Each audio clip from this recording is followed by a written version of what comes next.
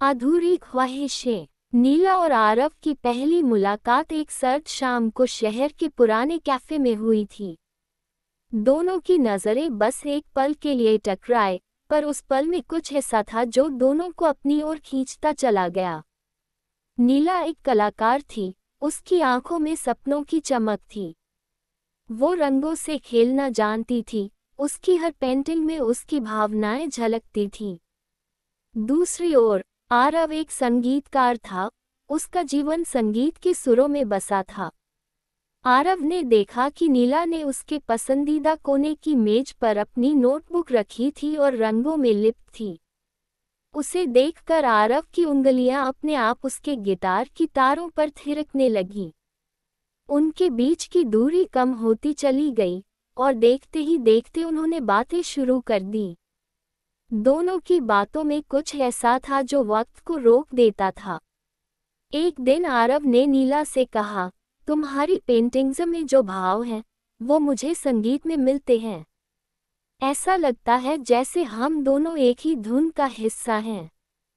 नीला ने मुस्कुराते हुए कहा, तो फिर एक दिन इस धुन को पूरा करेंगे, साथ में।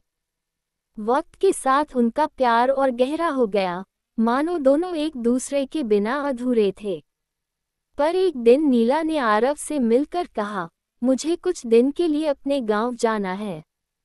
वहां मेरी माँ की तबीयत ठीक नहीं है। जल्दी ही लौट आऊंगी। आरव ने उसे समझाया और उसके जाने का इंतजार करने लगा। दिन हफ्तों में बदल गए, पर नीला का कोई संदेश नहीं आया। आरव का मन बेचैन हो गया। आखिरकार उसने नीला के गांव जाने का निर्णय लिया। वहां पहुंचते ही उसे पता चला कि नीला किसी और से शादी कर चुकी है। उसकी आंखों के सामने अंधेरा छा गया। उसे समझ नहीं आ रहा था कि उसके साथ क्या हुआ। कुछ महीनों बाद एक दिन कैफे में बैठे हुए आरव को नीला की एक चिट्ठी मिली। उसमें लिखा था, आरव, मुझे माफ कर देना। माँ की हालत गंभीर थी और उन्हें सिर्फ कुछ ही समय बचा था।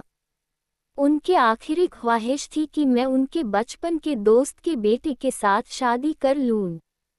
मैं चाह कर भी कुछ नहीं कर पाई, पर मेरे दिल में हमेशा तुम ही रहोगे।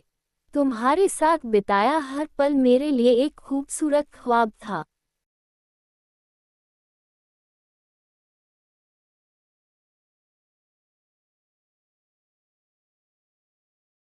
आरव ने चिट्ठी पढ़कर एक लंबी सांस ली और कैफे की मेज पर अपनी उंगलियां थिरकाने लगा, जैसे अपने गिटार की धुनों को गुनगुना रहा हो।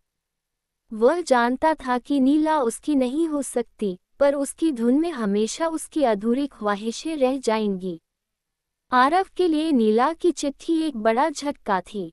उसकी आंखों में आंसू थे, लेकिन उसने खुद को संभालने की कोशिश की। उसे एहसास हुआ कि जीवन में कभी कभी ऐसा होता है जब हम जो चाहते हैं, वो हमारे हाथ नहीं आता। नीला की यादें उसके दिल में हमेशा रहेंगी, लेकिन उसे आगे बढ़ने की ज़रूरत थी। आरव ने अपने संगीत में खुद को डुबो दिया।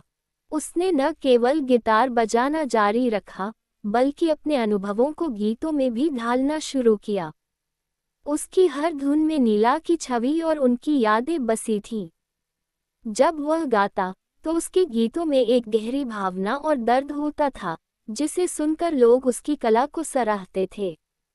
कुछ महीनों बाद आरव ने एक छोटा सा संगीत विद्यालय खोलने का निर्णय लिया।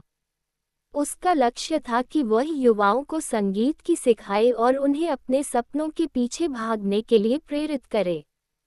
विद्यालय में आने वाले बच्चों को देखकर उसे नई ऊर्जा मिलती थी। उनकी मासूमियत और जज्बे ने आरव को नई जिंदगी का एहसास कराया। एक दिन एक छोटे से बच्चे ने आरव से पूछा, सिर्फ दर्द से ही क्या संगीत बनता है? आरव ने मुस्कुराते हुए उत्तर दिया, नहीं बेटा, संगीत प्यार, दर्द, खुशी और हर भावना का मिश्रण है। हमें अपने अनुभवों से सीखना चाहिए और उन्हें अपनी कला में उतारना चाहिए। आरव ने अपने विद्यालय में वार्षिक संगीत महोत्सव का आयोजन किया। इस महोत्सव में उसने अपने सभी छात्रों के साथ मिलकर एक विशेष गीत प्रस्तुत किया, जो उसने नीला के लिए लिखा था। जब वह गा रहा था, तब उसकी आंखों में आंसू थे, लेकिन वह गा रहा था। उसे महसूस हुआ कि नीला की यादें उसे कमजोर नहीं बना रही थीं, बल्कि उसे और मजबूत बना रही थीं। समय बीतता गया और आरव ने अपने जीवन को नई दिशा में आगे बढ़ाया। उसने प्यार को फिर से महसूस किया, लेकिन इस बार वह किसी और से नहीं, बल्कि अपने संगीत और छात्रों से। उसने समझ लिया कि प्यार के अलग अलग रंग होते हैं, और वह प्यार जो उसने नीला से किया, उसे उसकी कला में जिंदा रखा। आरव ने अपने जीवन को बेहतर बनाने के लिए ये सीखा कि दर्द और खुशी दोनों ही जीवन का हिस्सा हैं। उसने नीला को अपने दिल में रखा, लेकिन अपनी राह पर चलते हुए उसने ये भी महसूस किया कि जिंदगी में हर अंत एक नई शुरुआत का मौका होता है। अब वह न केवल एक संगीतकार था, बल्कि एक प्रेरक शिक्षक भी बन चुका था।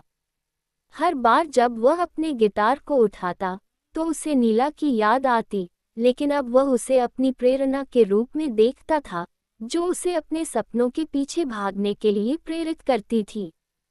इस तरह आरव ने अपनी अधूरी ख्वाहिशों को नए सपनों में बदल दिया और अपने जीवन को एक नया अर्थ दिया।